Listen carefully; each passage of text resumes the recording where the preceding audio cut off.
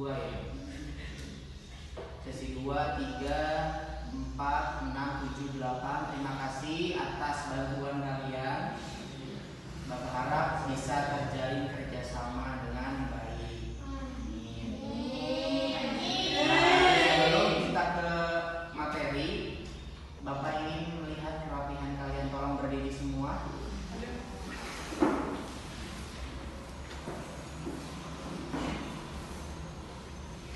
Apakah sudah rapi? Sudah. Kalau sudah silakan duduk kembali.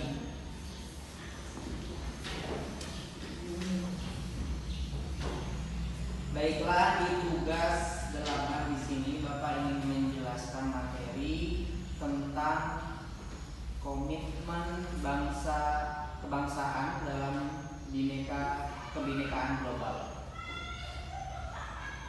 Bapak akan bahas satu persatu tentang materi yang di tugas 8. Komitmen kebangsaan dalam kebinekaan global adalah kesetiaan dan kecintaan terhadap bangsa Indonesia yang diwujudkan selalu melalui sikap menghargai budaya sendiri, namun tetap terbuka dalam berinteraksi dengan masyarakat dunia. Maksudnya adalah apa? Maksudnya adalah kita cinta terhadap bangsa kita sendiri. Dengan apa? Contohnya adalah dengan mengembangkan budaya-budaya Indonesia. Tapi kita pun harus saling berinteraksi dengan negara lain. Contohnya apa? Dengan melihat, dengan mencontohkan kebudayaan kita, mengeksplor kebudayaan kita ke negara-negara lain. Bukan hanya negara lain yang mengeksplor ataupun memberikan interaksi kebudayaannya ke negara kita. Jadi kita pun harus mengeksplor kebudayaan kita ke luar negeri atau keluar negara lain. Contoh kebudayaan yang sampai sekarang dunia adalah tarian. Apa yang kalian tahu? Tarian apa yang sudah mendunia? Yang kalian tahu? Tarian Indonesia yang sudah mendunia. Contohnya adalah tarian Melayu. Ya, tarian Melayu adalah salah satu tarian yang sudah mendunia. Contohnya apa? Tari Skaposiri. Apalagi Zapin. Ada lagi tarian Melayu Kuring Pundi. Ada? Nah, itu dari mana itu? Tari Saman dari Pak? Dari Padang. Kok Aceh? Dari Pak? Padang. Terus tari piring dari mana? Padang. Bali. Dari Padang sama itu. Salah satu atraksi dari tari piring itu adalah meletakkan piring di kedua tangan. Jadi posisinya piring di kedua tangan dan harus digerakkan dan piring tersebut tidak boleh jatuh. Itu atraksi dari tari piring.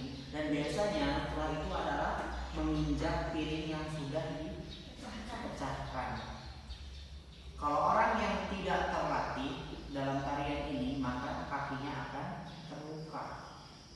Tapi kalau misalnya dia sudah terlatih dalam tarian ini, karena orang terbiasa karena sudah sering dilakukan, alat biasa karena terbiasa. Maksudnya apa?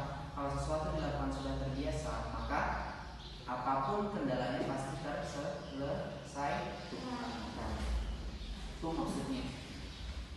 Hal ini memastikan identitas negara tetap kuat di tengah derasnya arus globalisasi, di tengah perubahan zaman seperti ini yang namanya tarian.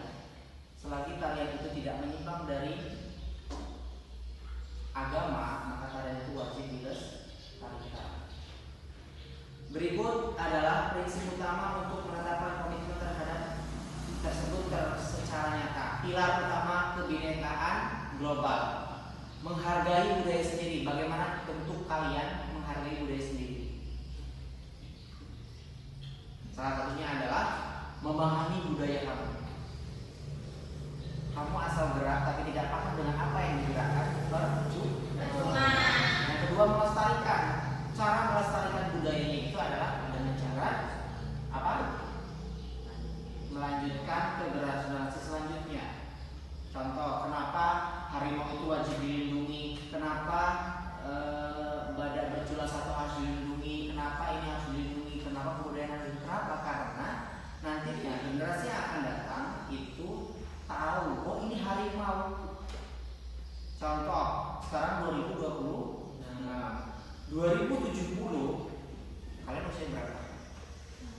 kakek-kakek kan, udah jadi nenek-nenek kan. Nah, maka cucu kalian nanti tahu ini loh gajah, ini loh harimau. Kalau misalkan punah, tidak kalian lestarikan, apa yang terjadi? Mereka tidak akan tahu apa itu harimau, apa itu macan tutul, apa itu burung cendrawasih, nah, ya kan? Makanya kalian sebagai generasi muda harus melestarikan.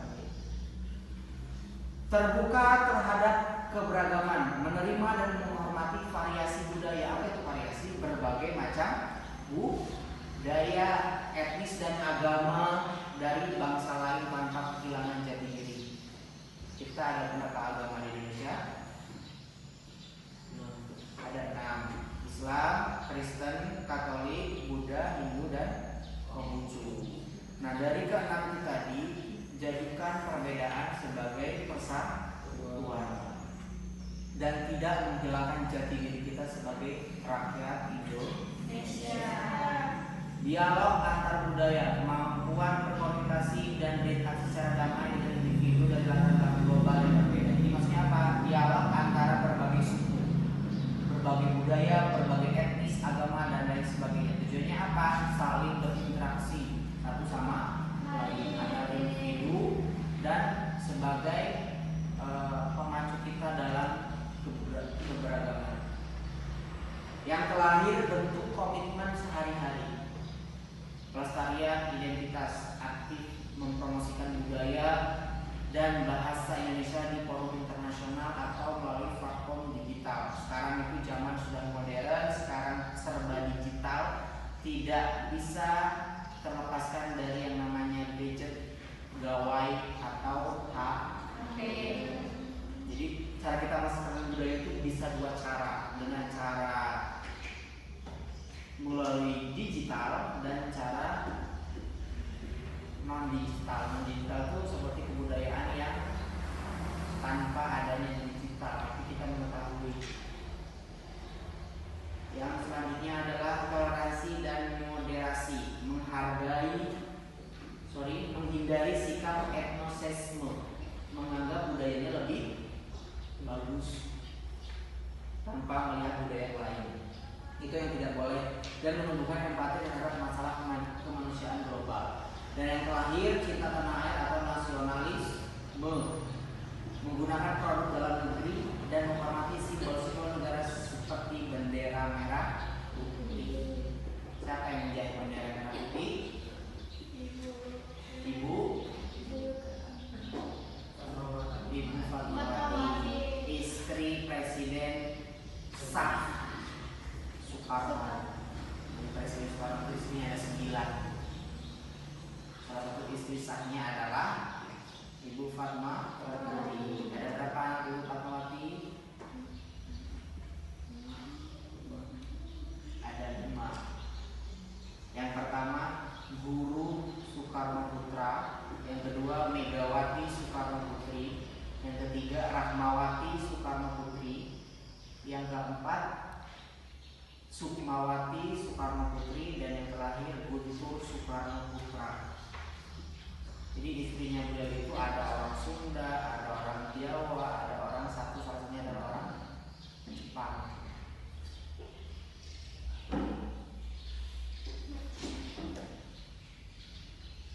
Ada pertanyaan? Tidak.